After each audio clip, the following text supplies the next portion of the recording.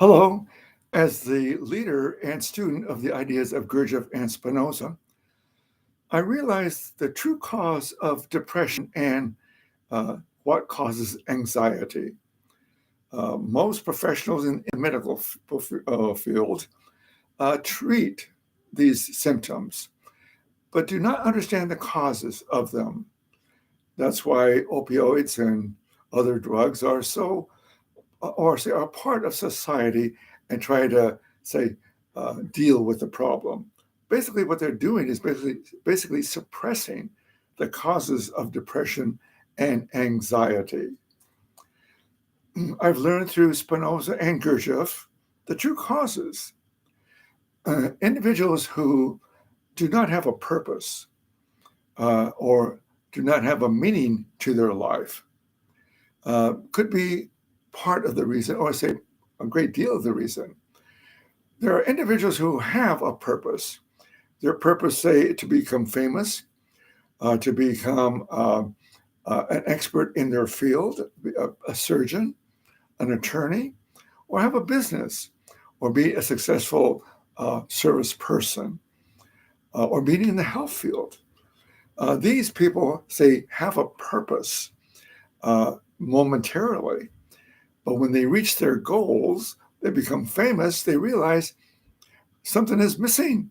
That's why many successful people in the entertainment field resort to drugs or extreme plastic surgery to change their features, because they believe that if they look differently or if they feel better, because basically we're not getting to the root problems. A good example is Michael Jackson. The only time he felt great was when he was on stage, because the audience loved him. And of course, he was a great performer, no question. He gave us a lot of pleasure in his music. However, when he was off stage, he had to take drugs to go to sleep and take drugs and be drugged to learn how to exist. Why? What is the cause of our depression and anxieties? It's very simple. Spinoza has given us keys of how to awaken the mind. Gurdjieff gives us an idea about the problems of human nature. He says that man is a machine, that he is asleep. But what is asleep? What is he talking about? What is and Gurdjieff also says that man is a machine. What is he talking about? Man is a machine, and he is asleep. He's talking about the idea that our true intelligence, it's an awakened state. It's a state of a higher level of consciousness. Our true being, our true nature, our essential nature.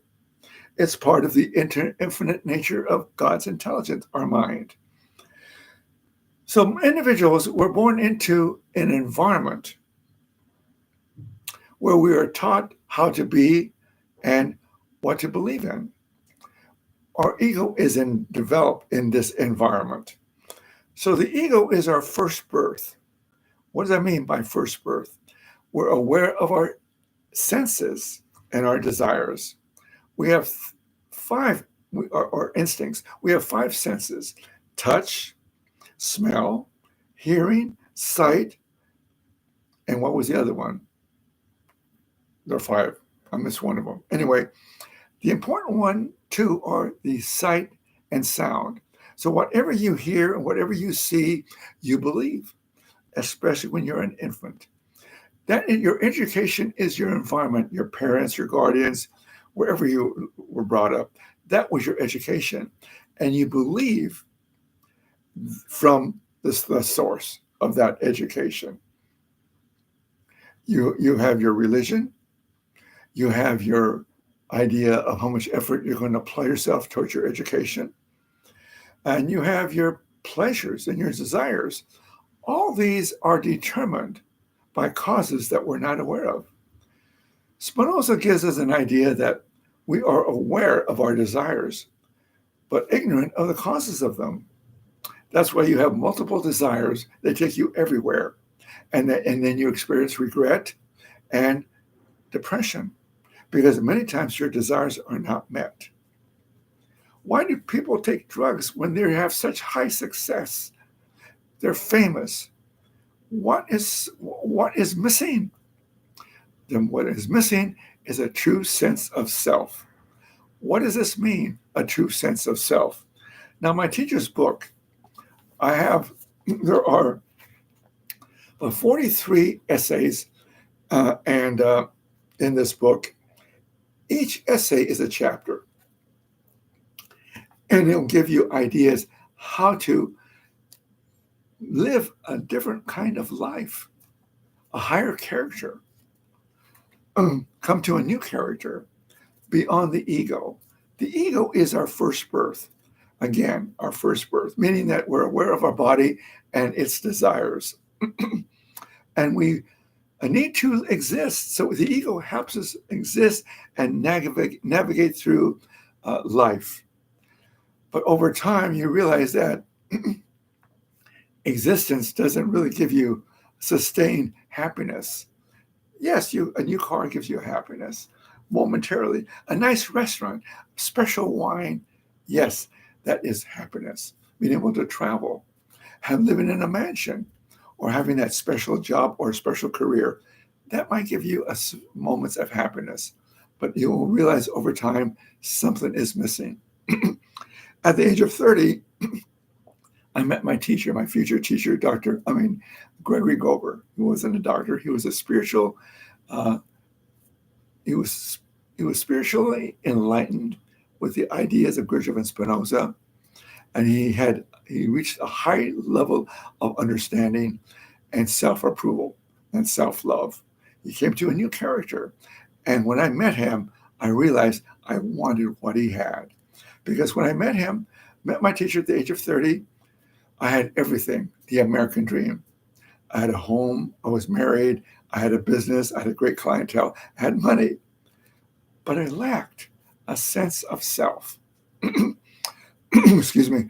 I grew up in an environment where the word was called pendejo. That means stupid in Spanish. And so we all, 10 siblings, were called pendejo most of their lives. And love was not available because my parents were too busy surviving. And we were so lack of love, lack of attention, and called stupid most of our lives. All my siblings suffered from a feeling of inferiority and inadequacy and not being worthy. Consequently, many took drugs. Many died at a young age. I was fortunate. I met my teacher, and that saved my life. I'm now, on my birthday will be August, I'll be 83 years old. I hope to live to be another 20 years, be 103 or more. Why? Because I found Spinoza and Gurdjieff, and it changed my life. And now I don't live from my ego state. I live from a new intelligence state.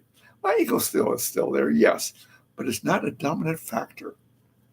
Again, this book has helped me how to solve life's problems. And the other book I wrote is called, first of all, go back to my teacher's book, How to Solve Life's Problems. Actually, I published his essays because they were so important. It's about how his students, I was one of his students, are able to understand Spinoza and Gurdjieff and how it influenced our life. Again, How to Solve Life's Problems. It's available on Amazon.com, and there's a Kindle version, very inexpensive.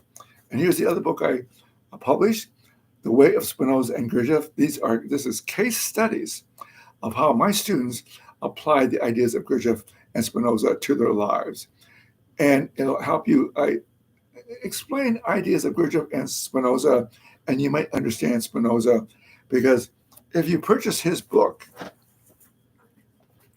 The Ethics, it's impossible to understand by yourself. It took me many years to master Spinoza.